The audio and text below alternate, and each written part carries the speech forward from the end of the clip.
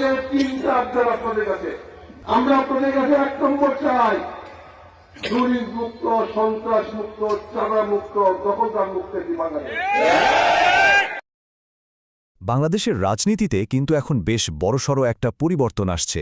বিরোধী দলের শত শত নেতাকর্মী হঠাৎ করেই যোগ দিচ্ছেন জামায়াতে ইসলামীতে। কি ঘটছে পর্দার আড়ালে?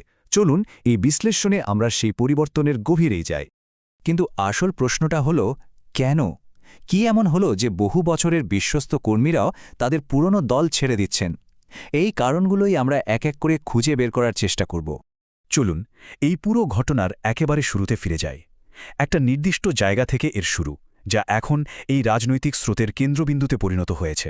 ঘটনার কেন্দ্রবিন্দু ছিল কিশোরগঞ্জের কটিয়াদি, আর সেখানে যে আয়োজনটা হয়েছিল সেটা ছিল দেখার মতো একটা উৎসব ভাব।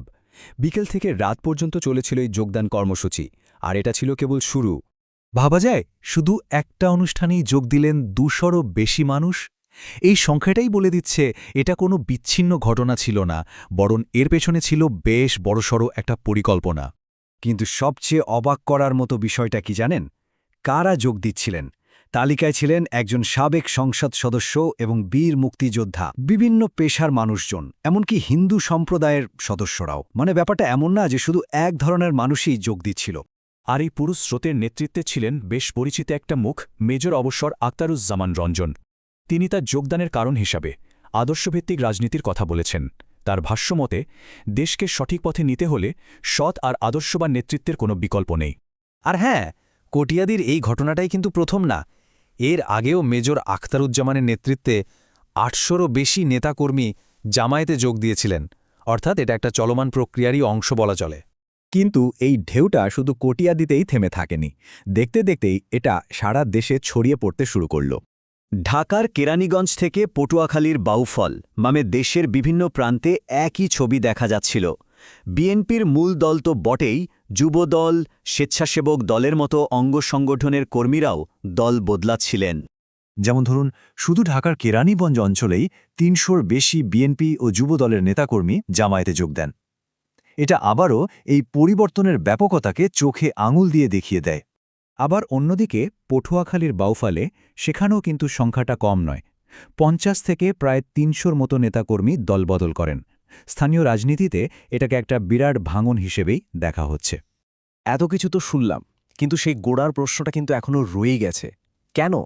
কেন এত মানুষ তাদের পুরনো দল ছাড়ছেন?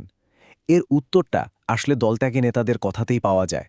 প্রথম আর সবচেয়ে বড় কারণটা হল এক ধরনের হতাশা। কেরানীগঞ্জের নেতাদের অভিযোগটা খুব স্পষ্ট। তারা বলছেন, দলের জন্য এত ত্যাগ স্বীকার করার পরেও তারা নাকি ঠিকঠাক মূল্যায়ন পাননি, আর এই চাপা ক্ষোভই তাদের এই কঠিন সিদ্ধান্তের দিকে ঠেলে দিয়েছে। তবে সবার কারণই যে এক তা কিন্তু নয়। একদিকে যেমন হতাশা আছে, তেমনি অন্যদিকে আছে আদর্শের টান। যেমন ধরুন বাউফলের সাবেক নেতা হাসান খান। তিনি বলছেন তার এই সিদ্ধান্তটা পুরোপুরি আদর্শগত।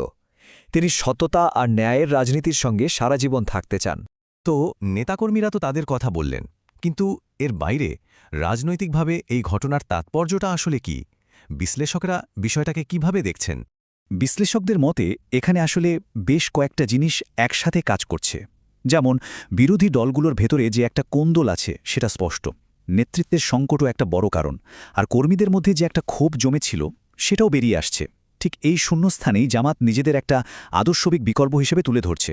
তো সব মিলিয়ে শেষে এসে একটা প্রশ্নই কিন্তু ঘুরে ফিরে আসছে, এই যে এত দলবদল, এত ভাঙন, এটা কি শুধু একটা সাময়িক ফাটল যা হয়তো সময়ের সাথে সাথে ঠিক হয়ে যাবে, নাকি বাংলাদেশের বিরোধী রাজনীতির চেহারাটাই স্থায়ীভাবে বদলে যাওয়ার একটা ইঙ্গিত? এর উত্তরটা হয়তো সময় বলে দেবে।